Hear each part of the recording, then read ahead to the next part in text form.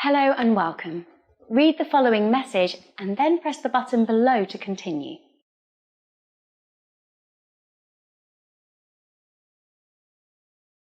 Introduction to algorithm conversion.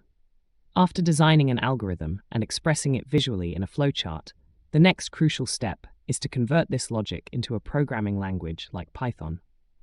Flowcharts offer a clear, graphical representation of steps, making complex processes easier to understand and debug before coding begins. This visual clarity is a significant advantage for both designers and collaborators. While the logic of flowchart symbols can be translated into Python, it is important to note that it is not always a direct one-to-one relationship. Some flowchart elements might combine into a single Python instruction, or vice versa.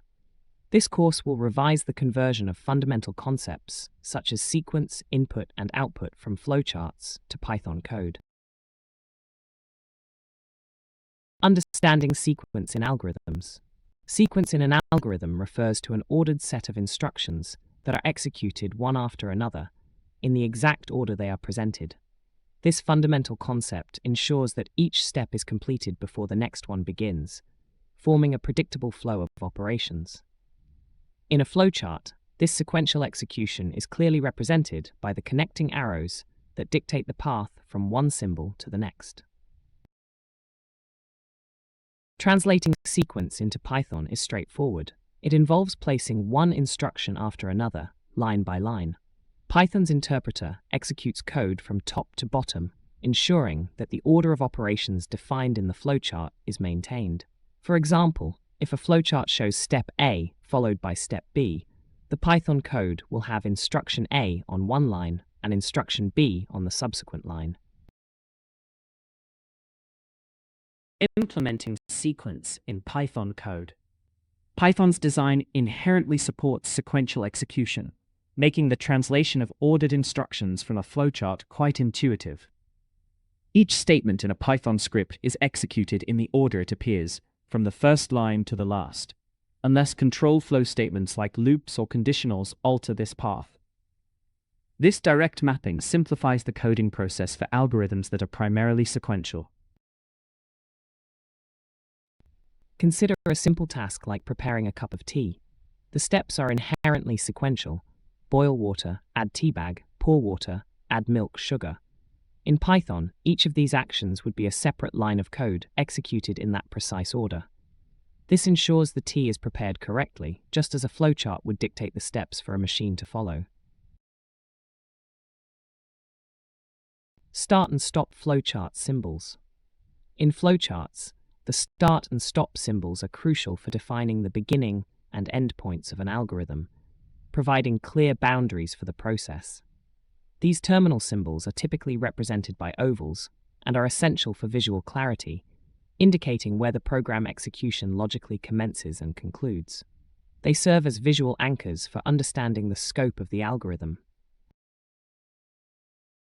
Unlike other flowchart symbols, there is no specific, explicit Python instruction for the start and stop symbols.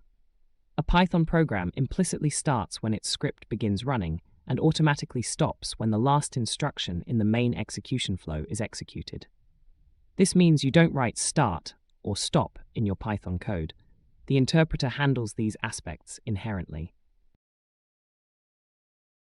Input and output symbols in a flowchart represent interactions with the user or external systems.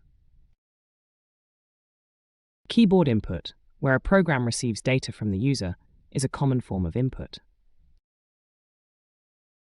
In Python, this is primarily handled by the built-in input function.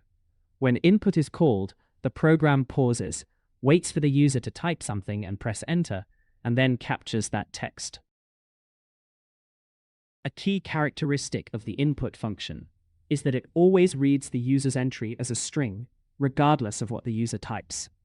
This is a crucial detail for programmers, as numerical input, for example, must be explicitly converted to an integer or float before mathematical operations can be performed. For instance, if a user types 5, input will return the string 5, not the number 5. Basic output operations in Python. Display output, where a program presents information to the user, is equally important for user interaction. In Python, the primary function for displaying output to the console is the print function. This function can display text, numbers, variables, and the results of expressions, making it versatile for communicating program status or results. It is often the first function new programmers learn. The print function can handle multiple arguments, separating them with spaces by default, and automatically adds a new line character at the end of its output. For example, print hello name will display hello followed by the value of the name variable with a space in between. This flexibility allows for clear and formatted output, crucial for user-friendly applications. Data type conversion for input. As mentioned, all input received from the keyboard using the input function is initially a string. This presents a challenge when the program needs to perform mathematical operations, as arithmetic functions require numerical data types like integers, int, or floating point numbers, float. Attempting to add a string to a number, for example, would result in a type error. To overcome this, the input string must be explicitly converted to a number using type conversion functions. The int function converts a string to an integer, while float converts it to a floating point number, a number with decimal places. For instance, num equals int input, enter a number, first gets the string input, then converts it to an integer, storing the numerical value in num. This step is critical for any program involving calculations. Input-output with different devices.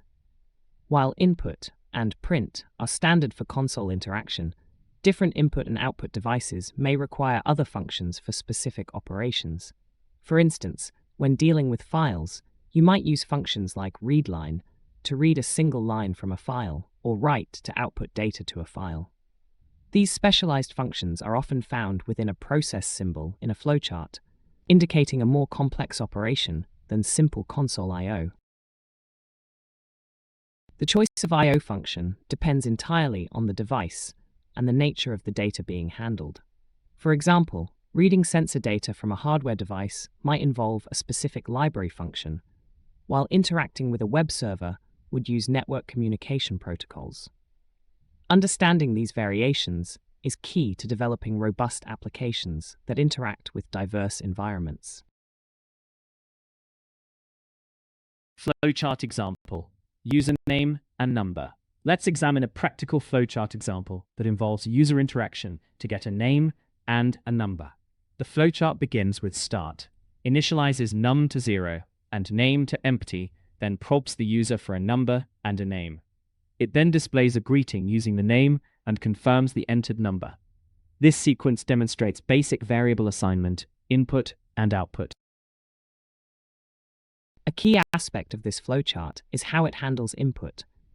It explicitly shows displaying a prompt before getting input, which can be combined into a single Python input instruction.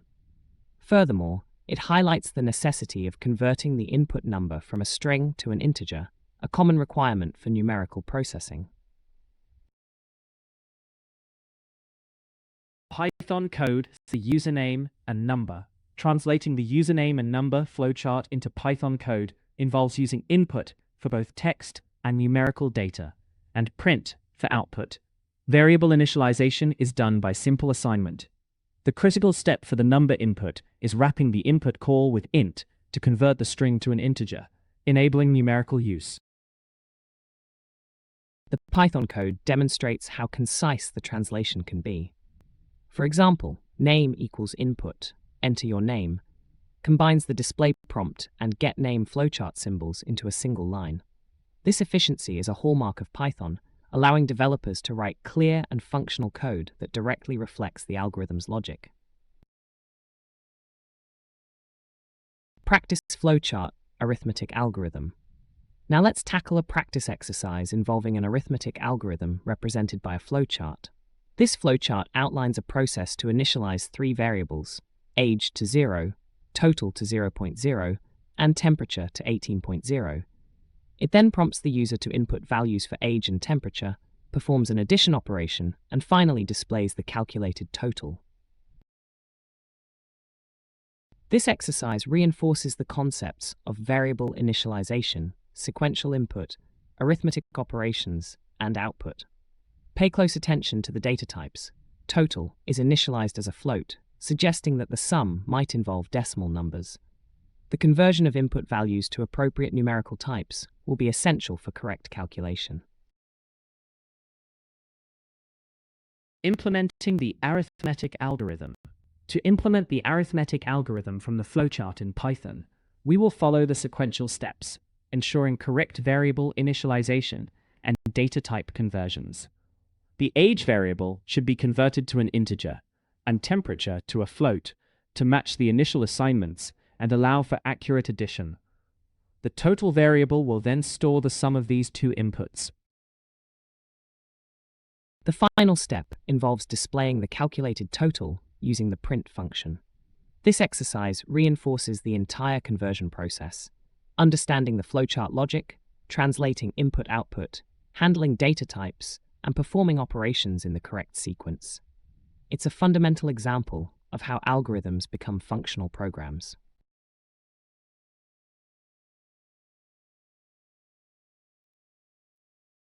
Well done. Thank you for completing the training.